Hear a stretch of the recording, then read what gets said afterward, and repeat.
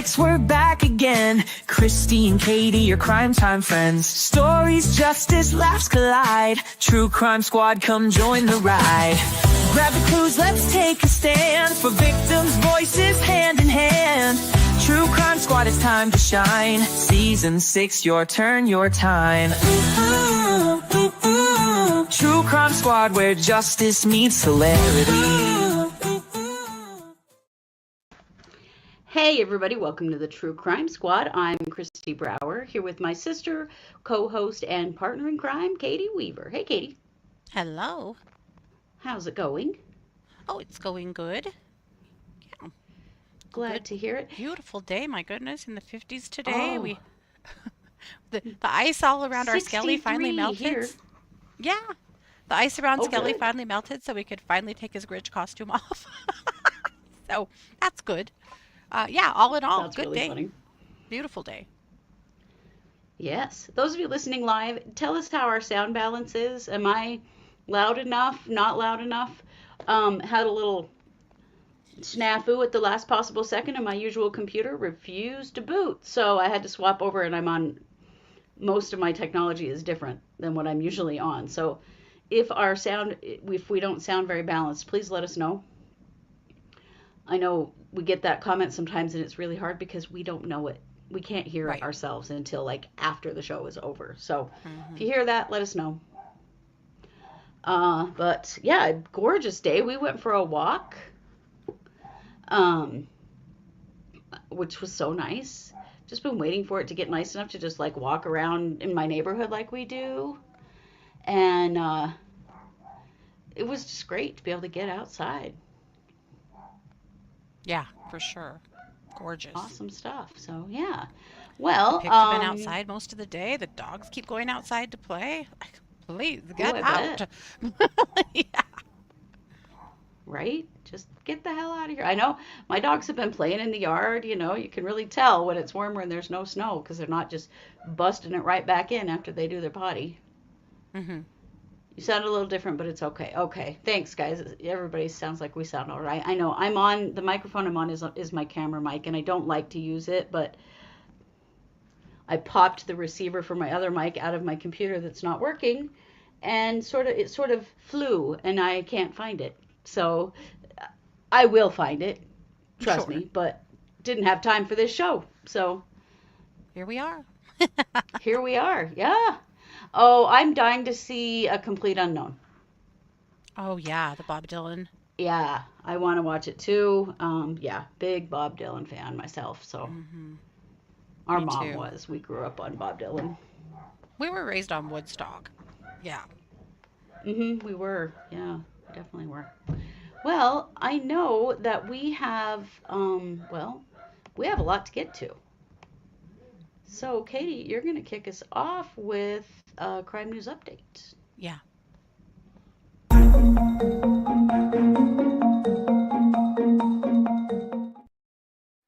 And Lucy brought up a question in the chat, which is great because we are talking about Lori F. Vallow again and some more. And I guess we all have to get really used to it because her trial starts in one short it's week. About to be all day, every day.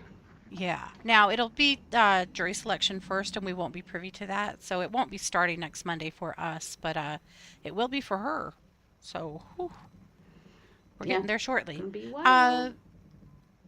Lucy said, why does Lori Vallow look like she's coloring her hair? Maybe it's just me, but she shouldn't be allowed that privilege.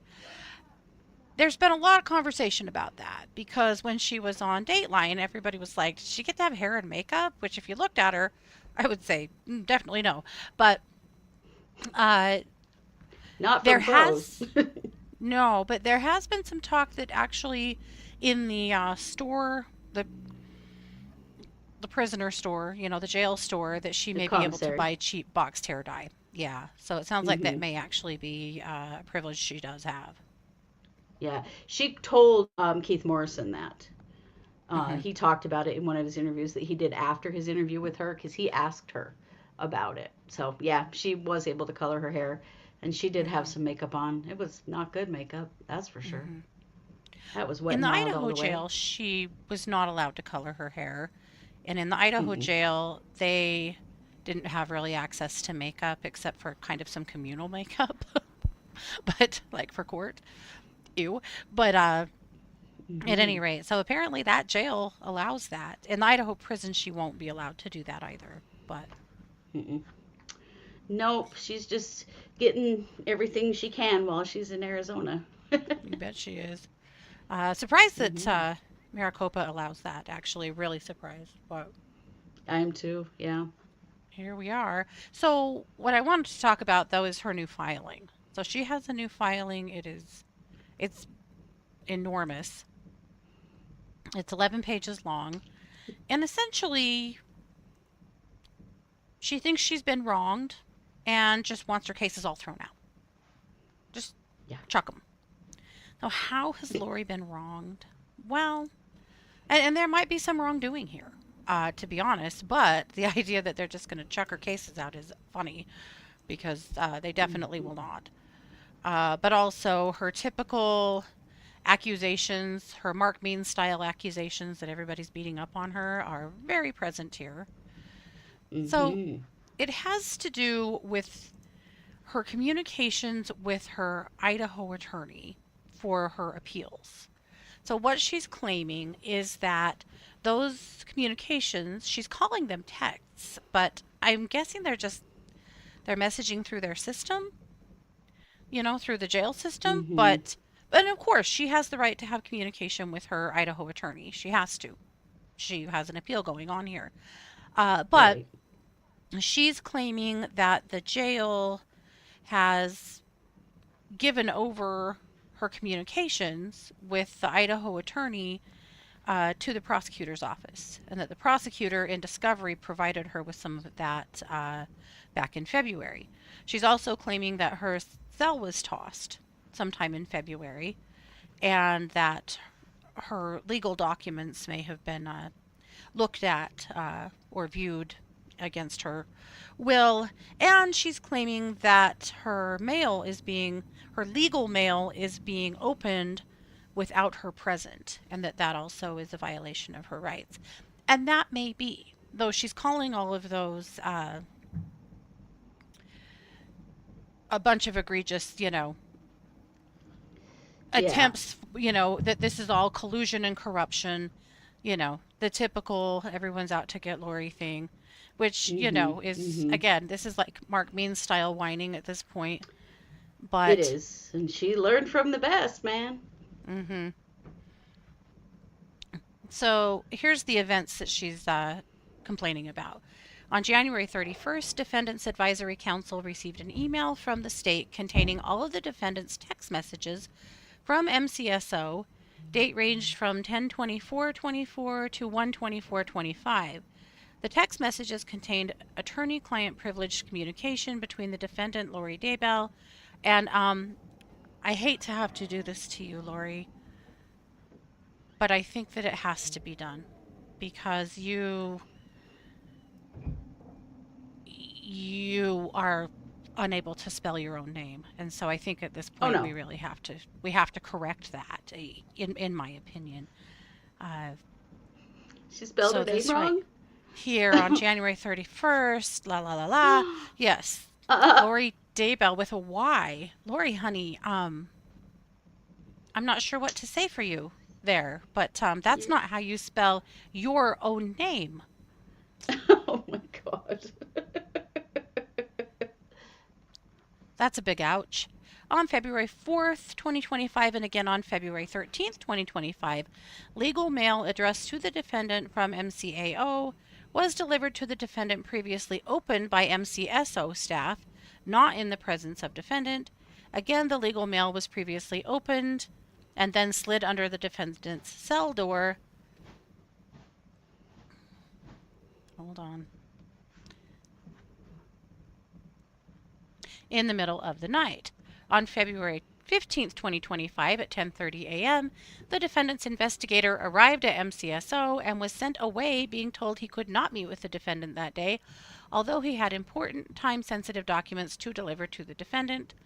On Monday, February 24th, 2025 at approximately 5:45 p.m., MCSO Estrella Administration SRT was sent specifically to defendant's cell for a search.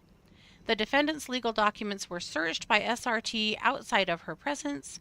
There is both body camera footage and pod video surveillance that will confirm that the defendant was told to leave her cell and go downstairs during the search. Due to the fact that the defendant has hundreds of legal documents and thousands of pages of discovery, it is undetermined which documents were seized in the SRT search.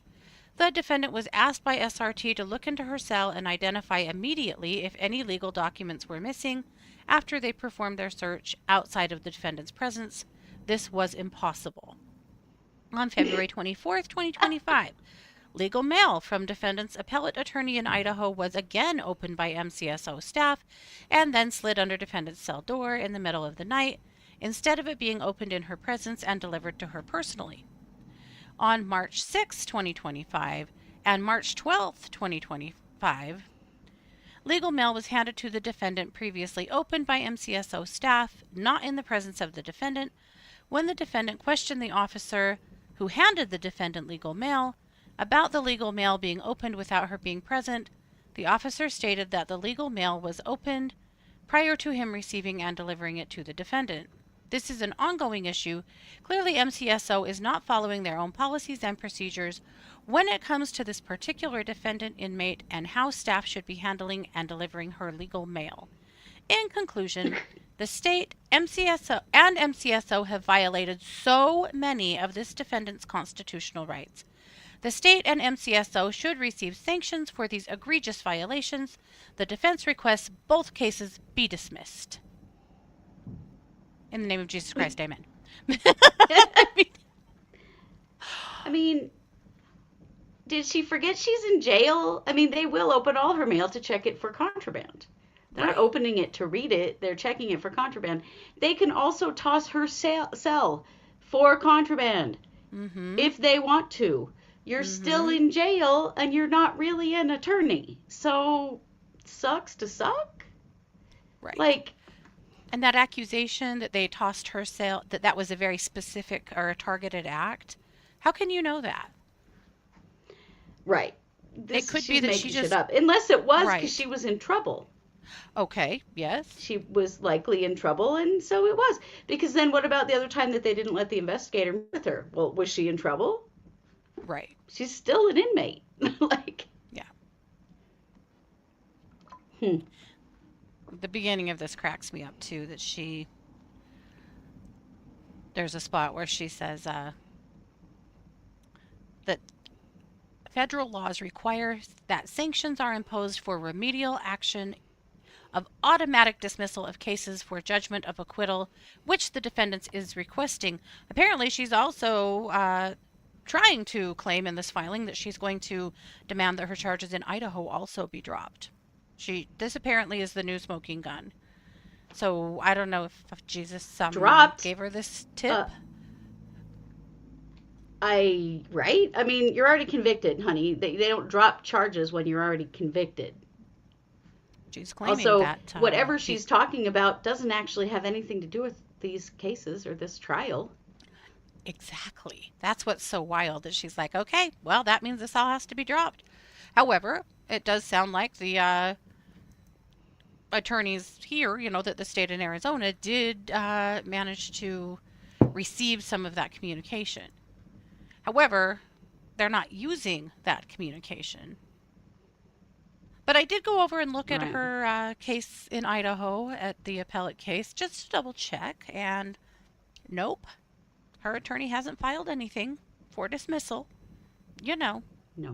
I'm sure the communication piece is hard, where she's here and he's in Idaho, and I wouldn't be surprised. But, you have to think back to Lori and Mark Means, way back in the day. Yes. When Lori was first arrested and was first extradited, and Mark Means got up in front of the judge, all puffed up, pounding his chest, tooting his horn, screaming and crying, that the jail and the prosecutor's office, because they were all in this evil conspiracy together, remember, that they were not providing his client with attorney-client privilege because they were recording his phone calls.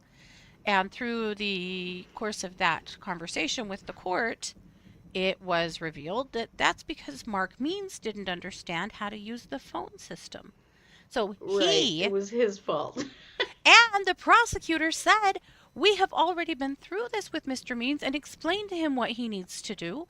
The computer has to know who it's talking to, who's talking, so they know what not to record, and he has not registered his phone number, and he has been invited to do so repeatedly." Yeah. That's kind of what this speaks of to me. She claims that Me too. the attorney in Idaho says that he thought that they had gotten a secure email established for this purpose, but her filing says texts over and over and over. So what texts? From Yeah. what phone So is a was text she being received? Or are these right? messages through iCourt? And if that's the case, what are the emails? And what is the email address? It sounds to me like Lori's using the Yeah. system wrong, and she's trying to use that as a reason to demand that the Arizona cases get thrown out. They won't. Yeah. There will be no No. sanctions or throwing out of anything. This is one more last ditch effort, but spelling your own name wrong in the filing, boy, that's a good one. Yeah, it is. That's pretty great. But this is more of the, um, in her last hearing when she was speaking to the judge about the difficulties with her housing situation. You know, Yeah. the fact that she's a triple murderer, convicted, and Yeah. is being held in a county jail while she's awaiting trial. Yeah, that's your housing situation, dummy. Like, Yeah. and implying that they tossed her cell looking for, like, why would the MCSO give a flying fuck about any of her legal papers? Like, Right. And obviously they do have a procedure because she was immediately called back to verify that her legal stuff was all still there. yeah, yeah. So they do. So she's making a bunch of ridiculous claims. But how does any of this result in, oh, well, all the charges are dropped? You're innocent, ma'am. Go join Dancing with the Stars. That's a good point. Yeah. Right? Like, what the hell? And if she and the Idaho attorney are doing it wrong, well, you'll just have to figure that out. But what does her appellate attorney in Idaho have to do with these cases in Arizona? It doesn't have anything. Absolutely nothing. Yeah. And how does I mean, they have to check her mail for contraband. It is their job. So Right. they're going to open Right. it, make sure there's nothing but papers in there, pass it on. Mhm. Yeah. But yes, they still have to do their jobs. She says they're not Yeah. following their own policies. And again, we don't know what their policies are, so I don't know what to say about that. But Lori always takes all this umbrage and thinks that she's being targeted, called out, treated poorly, when as it turns out that's couldn't be further from the truth. So it'll be interesting to Yeah. see what the judge says about all of this. But Yeah, I would imagine he's going to be like, "Are you motherfucking kidding me with this shit?" last week in court she said she had two filings that she was going to make at the end of court. And I was checking all week for them because where were they? Well, this one was finally released, Yeah. but where's the other one? We haven't seen it. Yeah, where is the other one? Because, Now, yeah, I she didn't believe even that she come with has court. copies or anything. Yeah. I believe she has court again in the morning. I think she So we'll does, keep yeah. an eye on that. We'll stream that, or we'll air that tomorrow for our show if that's the case, which I believe it is.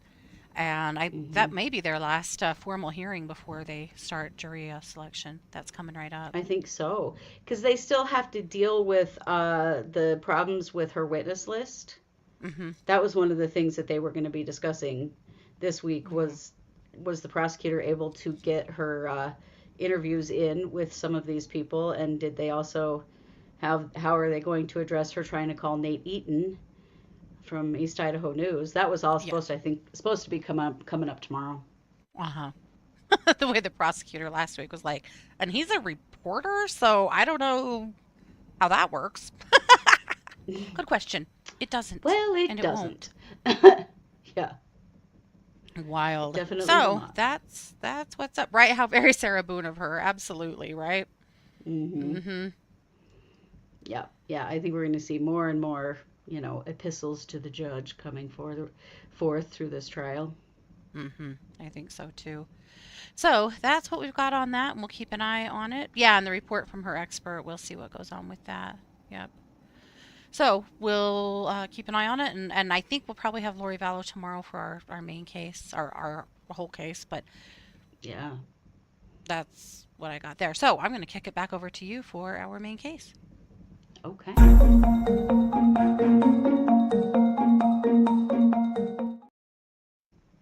Well, this is an older case that is becoming new yet again. So let's talk about Kaitlyn Conley. If you remember Kaitlyn Conley, she was found guilty of first-degree manslaughter in the death of her boss, Mary Louise Yoder. This is Mary Louise right here. And this Mary Louise died in 2015. She was a chiropractor, and Kaitlyn was her receptionist. So let me tell you a little bit about the story. But this is why adequate representation is very, very important, because her conviction has been overturned due to poor representation, apparently. Wow. So let's talk about the original case. This happened back in 2015 when Mary Yoder just got really sick, went to the hospital. The hospital, they could not figure out what was wrong with her. And by the next morning, she was dead. Completely Wow. unexplained. The doctors couldn't figure out what was wrong with her. They had no idea what was wrong, and later discovered that she was poisoned with colchicine, which is a drug that is used to treat gout. So this was July of 2015. Let's see. The family was just like, what the hell? You have to look into this. There's no way. She was healthy. There was no reason for her to just die like this with no Right. answers. So the autopsy comes back with the colchicine, and they were unsure for a while what had happened until a letter turned up accusing Mary Yoder's son Adam of buying the colchicine, murdering her with it. And this letter gave some pretty specific information about Adam Yoder and about where you would in fact find the bottle of colchicine in his car, and all of this really a little too convenient stuff. Way too convenient. Yeah. Yeah. And that was immediately the police were like, they find it in his car. It's like they bring him in to interrogate him, and the colchicine is in his car right where the letter said it was going to be, and all this stuff. And the police are like, this seems a little too easy, doesn't it? Well, they did some researching and some working on figuring out where the colchicine came from and stuff. And it turns out that Kaitlyn Conley had dated Adam Yoder, and they had broken up, and then Mary mysteriously dies, and then someone starts pointing the finger at Adam Yoder. Oh boy. Well, it turns out it's Kaitlyn Conley. She's trying to set Adam Yoder up for the death of his mother. Initially, because this is nuts, but the theory is that she murdered Mary to try to make Adam get back together with her, which did work briefly after Mary died. And then Adam ended their relationship again, and that's when she pointed the finger at Adam. Like, well, fine, either way, I'm either getting you or I'm getting you out of the world. Like she, One of if those. I can't have you, ain't no one can. Yeah. Yes. My. Yeah.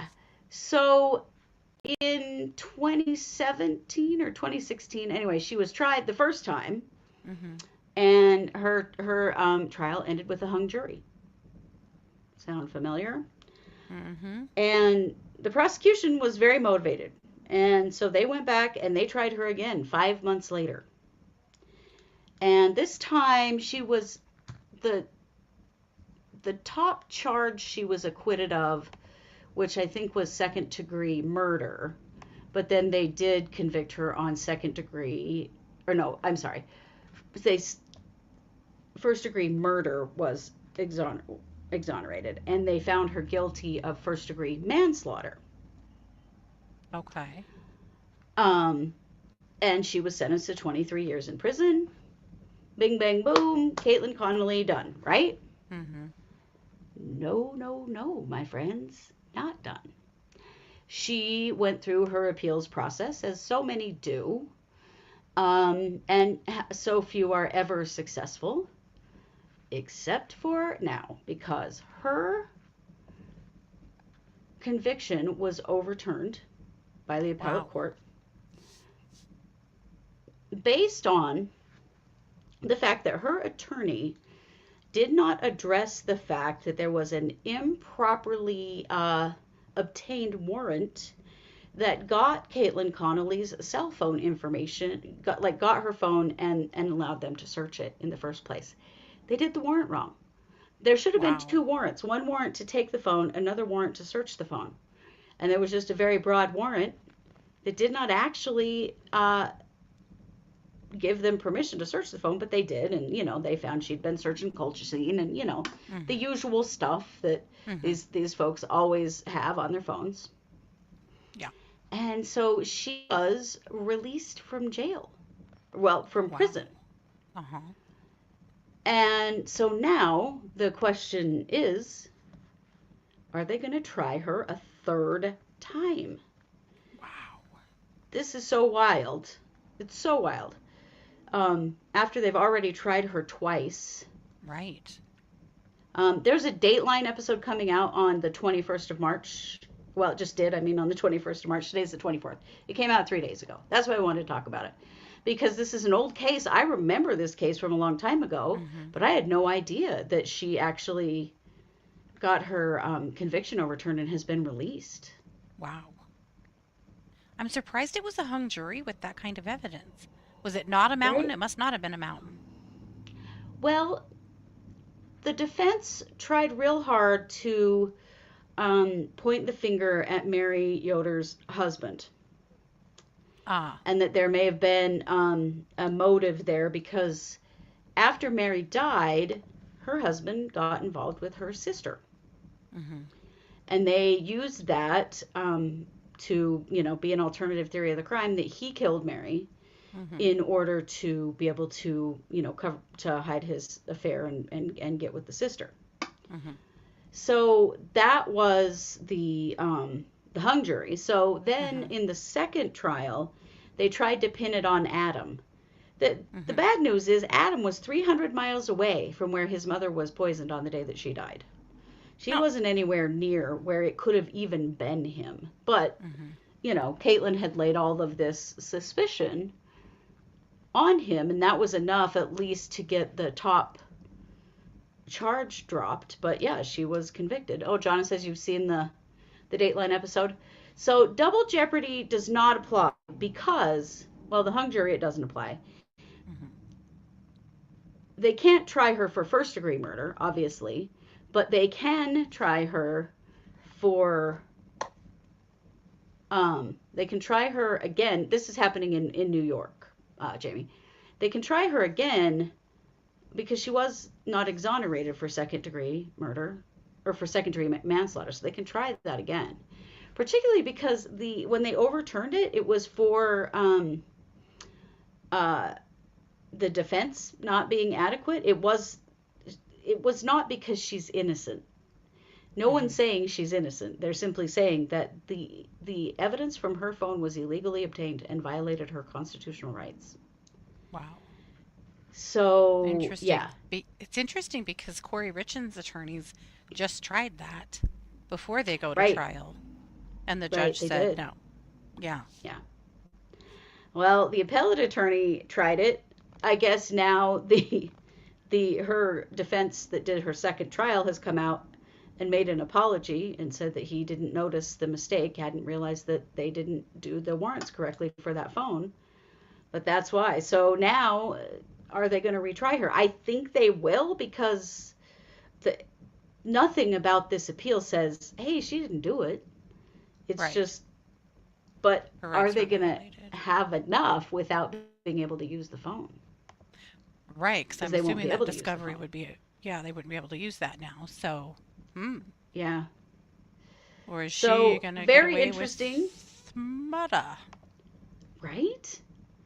I don't know. I mean, she went to prison in 2017, so she's been in prison for 8 years. Mm-hmm. But her sentence was 23. So, right, can they convict without the phone information? I'm not sure. But I thought it was pretty fascinating. This is why when we talk about, no, we want defendants to get a really good defense, and we want them throwing every single piece of spaghetti against the wall, even if it seems ridiculous, because Mm-hmm. sometimes that spaghetti sticks. And this is Yep. one of those cases Yep. where it really, yeah, her rights were violated. Wow. So yeah, go Interesting. watch the Dateline episode. They do a lot of interviewing of Mary Yoder's family, and it's an interesting story. But I thought, oh, that's fascinating for us, where we're always looking at learning more things about the criminal justice system, and this is one of Yeah. them. That yeah, I this think if I'm is that son, how I'm a little an terrified for her to appeal be could. out on the street. Right? Yeah, I would be too. I mean, hopefully that's After burned off she's, while she was in prison, but I hope so. After she's tried damn hard to frame him for and, this. and ruin his life. Yeah. Yeah. Well, it was either be my boyfriend or go to prison. Mm-hmm. What a sick Yikes. bitch. Can you imagine? You're going to kill the mother of your ex boyfriend so he'll get back together with you? What the hell? Yikes. That's terrifying. They, it really is. So we'll see what happens. Maybe we'll follow the trial if it happens for a third time. But definitely check out the Dateline episode. It's just pretty interesting case. Yeah. And strange when a conviction gets overturned on a technicality like that, not because the defendant is considered to be innocent. She's Yeah. not. And with that, Katie, I know you have for us some WTF news. I do.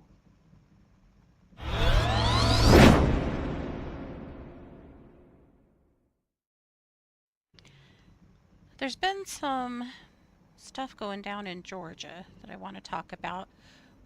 First, let's talk about this set of twins.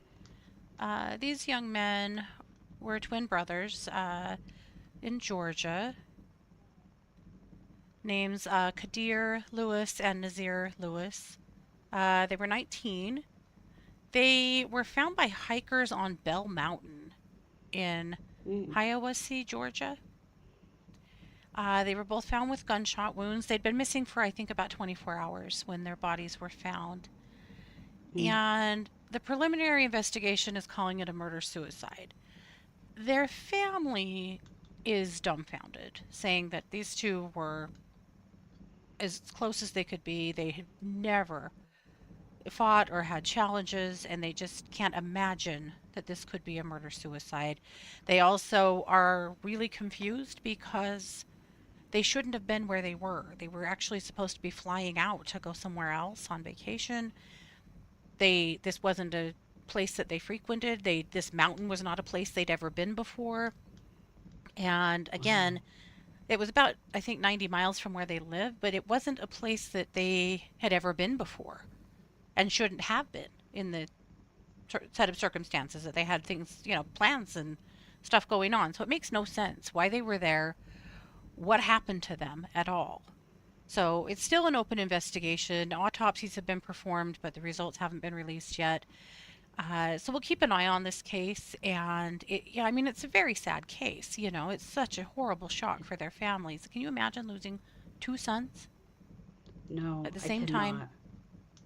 and Well, then and I always get immediately? suspicious if the victims are black and they immediately jump to suicide, or Hmm. something, they died of exposure or whatever, those kinds of things. I always think that's a bad sign that they're not really working on the case. Yeah, So I agree. hope We've seen that. that way too many times. Their uncle said They're very protective of each other. They love each other. They've been inseparable. I couldn't imagine them hurting each other because I've never even seen them get into a fist fight before. The family just can't Yeah. even get their heads around this happening. Unfortunately, when it happened, a local firefighter that was on the scene, a first responder, took Oh, photos yes. of them, of their deceased bodies, and disseminated those. And he has now been Asshole. arrested and charged for doing that. He just ruined his career by doing this, as well, he should. What a hideous. This is Yeah. horrifying. It ended up in the schools. And so pictures on the internet and in a local school are passing around of these dead teenagers. What the hell? So, Why would someone right. do that? What the hell would possess you to do that? Yeah. Yeah. Not treating them like people. That's how. Yeah. That's So his just name is Scott disgusting. Curlin, and he's now been charged with misdemeanor obstruction. I mean, you have to realize, too, this is an ongoing investigation. He's sharing pictures of a Right. crime scene. Yeah. It's cruel enough that his family is just horrified and scared to death to, come across those photos on the internet. And, Right. they're just horrified that it happened. But also, this is an ongoing and active crime scene. Like, what the hell do you think you're doing? Right. You're no kidding. Obstruction of justice. Right. They Yeah. should sue him. Mm-hmm. You cannot I hope they be do. in a. Right. I do too. You cannot be in a position as a first responder or a position of authority like that and just buck those kinds of rules and think you're not going to get in And deep shit surely he knows because you better. are. Come on. Oh, of Right? course he does. Yeah. Yeah. Right. A relative said they weren't familiar with the area. So how did they even get there? There's a lot we don't Right. know. And of Yeah. course, to just go straight to murder suicide. But they are still investigating, so we're going to keep an eye on this case.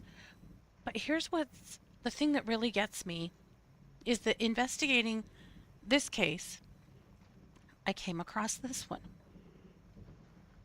Unbelievably, this also just happened in Georgia. And this is a case where a twin brother murdered his brother. This is Kian and Caius Hodnett. Oh my And God. unfortunately, this just happened last week as well in Georgia. And Kian was found dead by officers that were responding to an unknown medical call in LaGrange, Georgia. And they learned that Kian was shot, they believe, by his brother, who's been arrested. Jesus. How These boys bizarre. are 20. The boys from King Mountain are 19. How weird is that? Very weird. Is Two there any sets of young connection men, between young black men. these Yeah. kids? What's that? Is there any connection between them? Did they I go to don't the same think school or so. anything? Or I don't believe so. There yikes. doesn't seem to be any connection between them. But how bizarre to have two sets of That's twins. good, but Yeah. so What scary, in the world is happening? right? Yeah. So, Right. his brother. Christine says, "Wonder how many times he's taken pictures like that and didn't get caught." Yeah, that's a good question. Yeah. The firefighter, right? Yeah. So in this case, with the Hodnett boys, their aunt made a statement. She said, "I'm praying for them both. Mental illness is a thing, and I wish it was more of us could agree and admit to it and let the younger generation know that it's okay." So it sounds like there may have been some mental illness in this family. Mhm. But that, of course, is on the LaGrange That's so shooting, not the sad. boys that were killed on King Mountain. Mhm. That is But so I'm just, sad. Both of these cases. yeah, God. I'm just blown away that either of those things happened, but especially that they both happened in the same state. Yeah, and not very far apart in time. That is wild. Yeah. Well, and further evidence that our young men are not okay. Boy, they are not. I mean, how No. seen a lot of scary stuff, but it does really make me wonder about the boys found on King Mountain. How the hell, or Bell, King Mountain, Bell Mountain, anyway. I called Now it I can't King, but I remember. think you might be right. Let me look. I think you said Bell and King, but now I don't remember. I just like, what the hell? Why were they Bell there? Mountain, What you're got right. them there? I Bell did say Mountain. King. It's Bell Mountain. Yep, Okay. King So Mountain. weird and confusing though. Like, what got them there? What was this really about? Were they intentionally not going on their trip, or did they get majorly derailed by somebody? Right. Something's really gone on here. So I Yeah. hope that this case gets the investigation that it deserves. It's getting national attention, which is usually good news, that they will get Yeah. the Yeah. attention It that they is. need.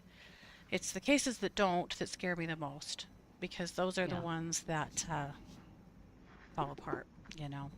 And Yeah.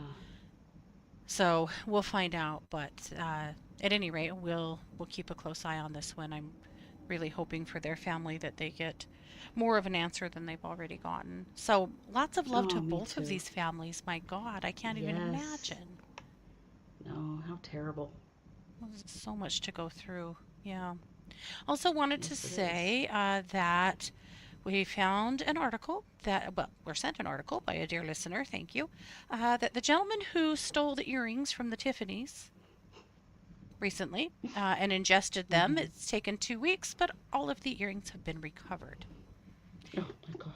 Those earrings have serial numbers on them, and so they've been Wow. positively identified by the Tiffany's. It's And exactly then what you think it sanitized is. with a flamethrower. Yeah, it is. Right? I mean, whose job was that for 2 weeks to be, checking? And 2 weeks, man. Gross. Yeah, That's a long this time. he's got some problems, I'm afraid. Give that boy some Yuck. Miralax, man. But Right? holy cow. Anyway, but the Yeah, earrings have been recovered. So his amended charges, I'm sure, have probably already been slapped on him. But recall that that was nearly probably. $800,000 in earrings, It's so asinine. which seems like My a crime in God. itself. But, It really, really does. Right, right, who's Jennifer? putting those in their ears? That's what I said last week. They'll have to put them on half price. Put those shitty earrings on half price. Yeah. Jamie, crappy job for sure, right? Because you got to Yeah. imagine someone in the jail, it was their job to be watching for those dang things. Mm-hmm. That is Yeah. super gross. How How much are much they are on they on sale? sale?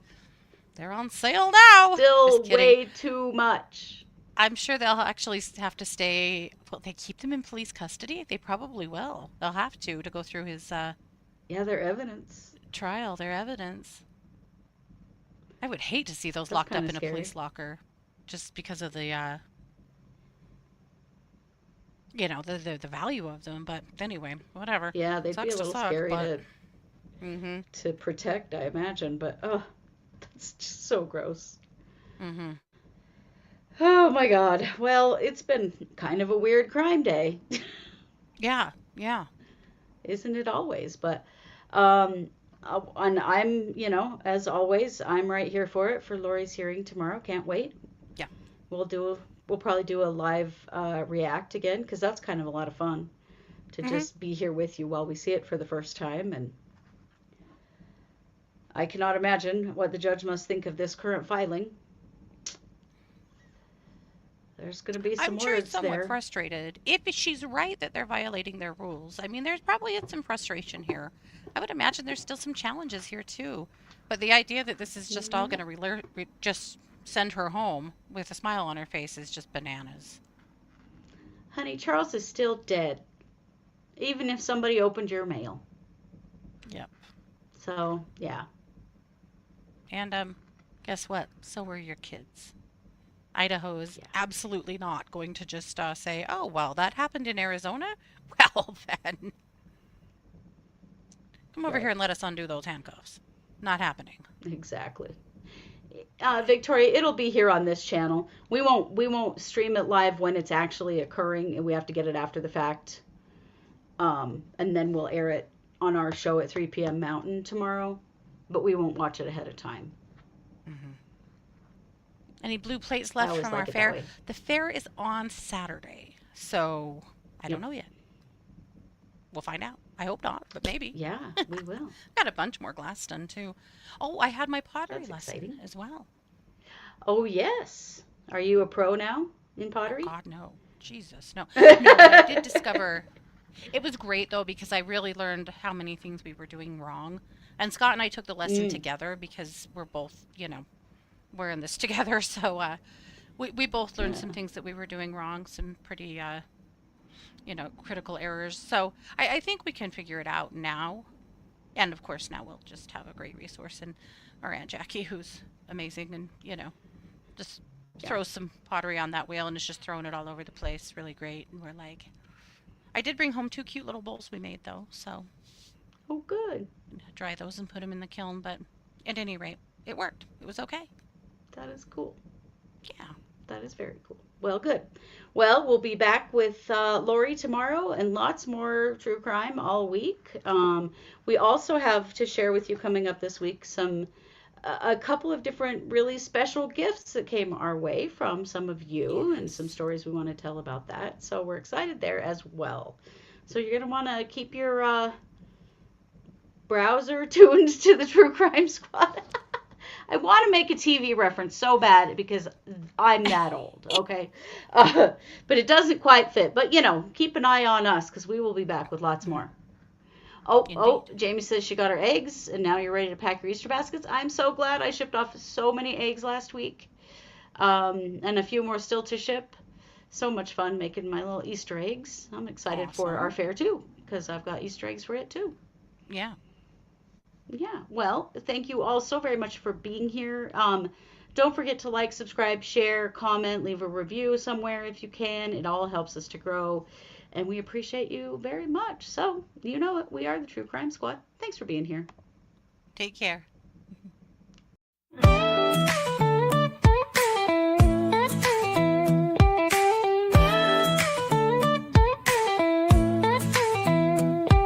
Season 6, we're back again. Kristi and Katie, your crime time friends. Stories, justice, laughs collide. True Crime Squad, come join the ride. Grab the clues, let's take a stand. For victims' voices, hand in hand. True Crime Squad, it's time to shine. Season 6, your turn, your time. True Crime Squad, where justice meets hilarity.